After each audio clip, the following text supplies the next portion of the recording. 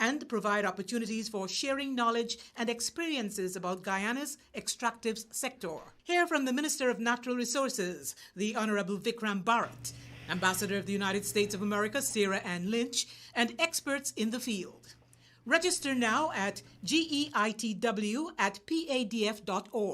Sponsored by USAID, implemented by Pan American Development Foundation.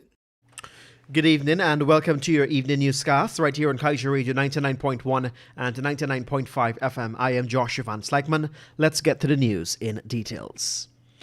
According to the Natural Resources Minister Vikram Bharat, the PPPC government has issued a request for expression of interest to establish a beneficial ownership register.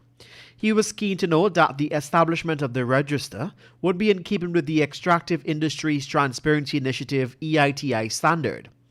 The call for the release of information on beneficial ownership was made by EITI in October 2020.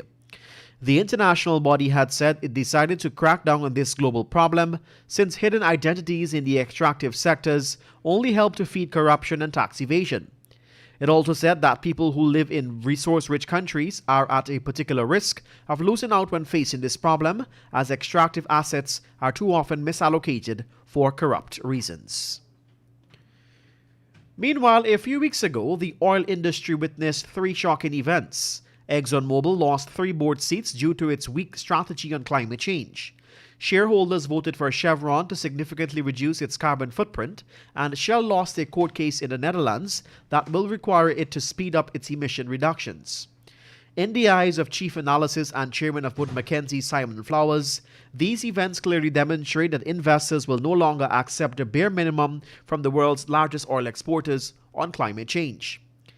In his most recent commentary, Flowers said, "These 3 events will trigger a domino effect through the wider sector, with more stakeholder action through courts and annual general meetings. No board, whether major national oil companies or independent, can now afford to dismiss the energy transition. The time frame for change is accelerating, driven by investor pressure more than before."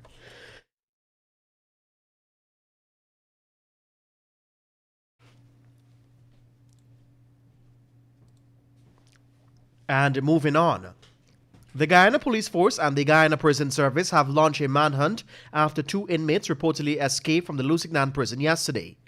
The escaped prisoners have been identified as 24-year-old Shazam Kal of 53 Shieldston, West Bank, Berbice, and 26-year-old Andrew Chung of 73 New Road, Vriden Hope, West Coast, Demerara. It is understood that Chung was in a lockup after he remanded in April.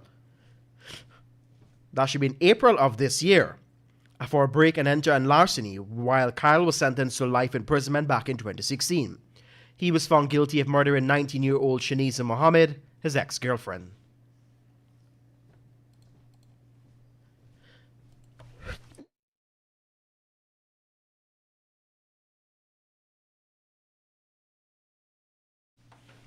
And moving on with your evening newscast right here on Kaieteur Radio.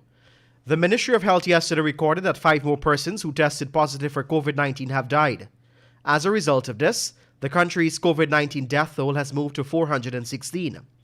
The latest fatalities are that of a 65-year-old man from Region 5, a 72-year-old woman and a 70-year-old woman, both from Region 4, and a 56-year-old woman and a 66-year-old man, both from Region 3. 87 new cases were recorded, taking the total number of confirmed cases to 17,805. 17 patients are in the ICU, 95 persons are in institutional isolation, 1,649 in home isolation, and 3 are quarantined institutionally. To date, a total of 15,628 recoveries have been made to date.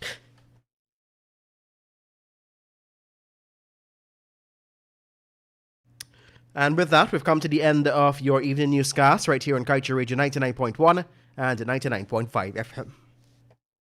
I'm Joshua Van Slyckman. Thank you for joining us. Reminding you that coming up at 19:20 is going to be time for the Glenn Lal Show. And that's the news of the moment.